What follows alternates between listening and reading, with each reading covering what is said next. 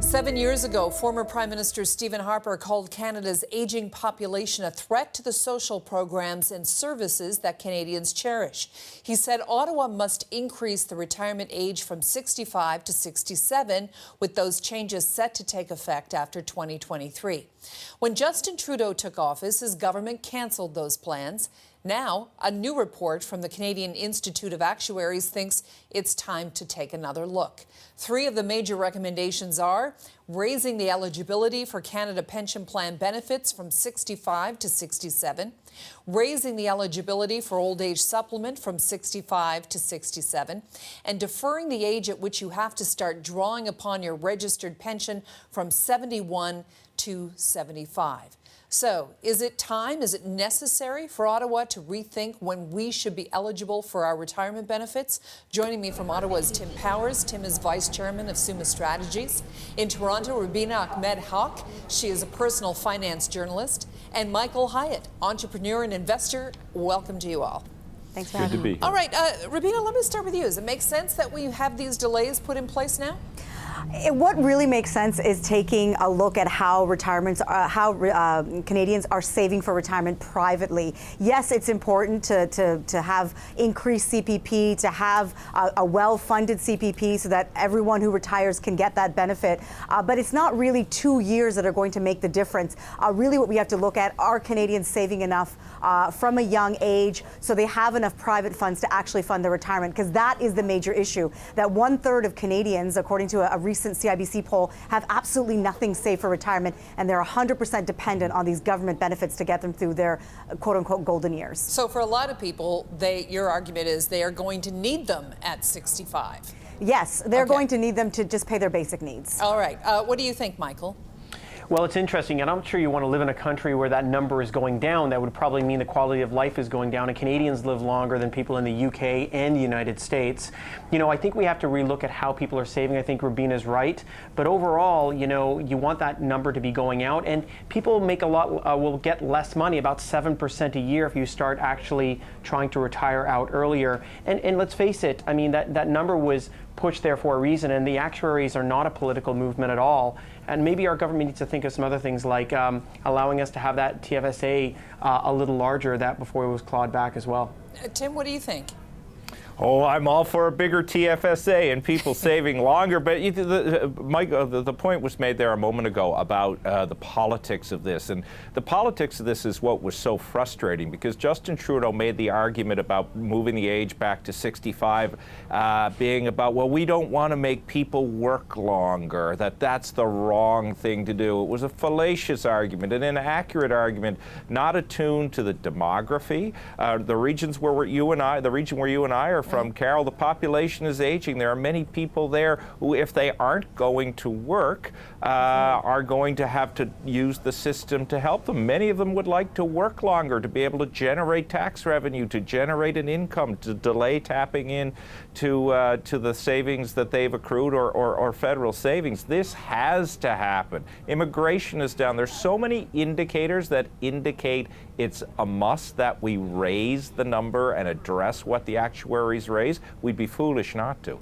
Rubina, women on average live longer than men. How is access to retirement benefits different? Well, women need about 10 years, or rather 6 years more than men in retirement. Men live to about average 79, women live to 84. Those are just averages. And on top of that, women spend 9 years less in full-time work. So there is a huge gap where they're not able to save as much as their male counterparts. So those women might be counting on those benefits coming through at 65 because they simply have not had the time to save that money or been in the workforce to make money to actually save towards their retirement. And in some cases, and this is really anecdotally speaking, a lot of women retire when their own children have children so that they can help out with the child care that their grandkids might need, because in cities like Toronto and Vancouver, we know child care costs are very high, and a lot of young people depend on their parents to help bridge that 5 or 6 years while their kids are in daycare. What about that argument, Tim? Well, Some people will need it, right? Some people will absolutely need it, but again, it's what are they going to need? You're going to need a bigger pool, the pool of retirement savings. As Rubina pointed out, people aren't saving as much. People who shouldn't be forced to retire if they don't want to at 65, if they can contribute. The birth rate isn't what it once was. I mean, there's this whole issue of dignity. Trudeau made the argument that somehow it was dignified to say that people shouldn't be forced to work past 65. There are many people who would like to continue to work past that. My own father worked till he was 80. That's probably why he and my mother stayed married for 50 years. It's also good for social engineering and construction. But this whole notion that somehow we can't touch it, that actuarial report talks in great detail about the strain the retirement system is under unless we do something about it. But I don't think we're going to have this conversation in the upcoming federal election because it's still a bit of a taboo area, as the Liberals demonstrated. Michael?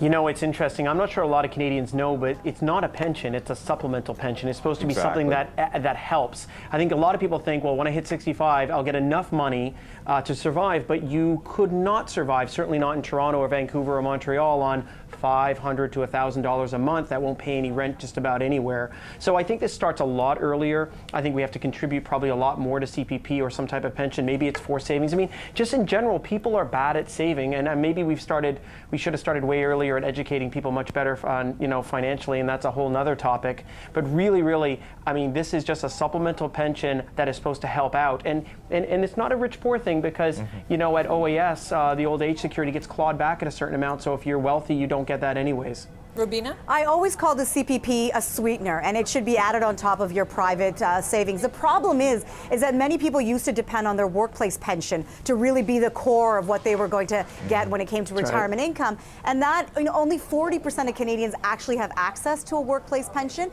And of those, many are not those beautiful defined benefit plans that give you a guaranteed amount of money in retirement. Many are defined contribution plans, which can fluctuate. So it's more about now teaching young people that you have to start saving for the long term. Maybe we need to take the word retirement out of the conversation because for a 20-year-old, it's really hard to think about retirement. Just call it long-term savings, better financial literacy, and really putting pressure on young people that you've got to save if you want to have the kind of retirement that you're hoping for, because the government is not going to give it to you. Except, interestingly, Rubina makes an excellent point there, but just look at the recent federal budget. It's hard to remember it given everything else that's happened in the interim, but the measures that were in there to increase the opportunity for millennials to borrow homes. It created a new system whereby the government would help facilitate a loan for these people, making it easier to get money, arguably. How does that increase savings or the literacy around savings, the opportunity around savings? On one hand, we're saying people need to buy homes, but they can't afford to buy homes. And that's the political issue of the day, affordability. You now must have a need to have a home. It's not a want. You need it, and the government is building its fiscal policy for many young people around that. That's a challenge. And the government's going to own part of your home because they want an equity stake in it. It's not the perfect system, I believe, to buy a house, to take money out of your RSP. You should try to exhaust every other type of savings before you go to your RSP. I don't think this is going to get any better anytime soon. I would predict that people are going to live a lot longer consistently because, medicine is getting dramatically better. And if you look at people now in their 50s and 60s, they're really focused on diet, sleep, and exercise. They're getting a lot better, and they're going to live a lot longer. I mean, if you look at people going to nursing homes, you would have thought many years ago they'd going in at 79 or 80. They're going at 90, 95. They're living a lot longer, and I think people are healthier in this country. Canada is actually a relatively very healthy country, so we're going to have this problem pushed out a lot more. I don't think that age 67 is going to be debatable at all in 10 years from now. I think we're going to be debating numbers into the 70s and 80s eventually. I mean, a baby born today will easily live over 100. I mean, we're looking at gene editing technologies. There's so much happening right now with computers and AI and everything that's going on. This is just the beginning of this issue. Okay, so maybe the big issue for people is what is the responsibility of employers or the state or a combination thereof to ensure that workers have enough to retire on, or is there any responsibility there at all? What would you like to see, Tim?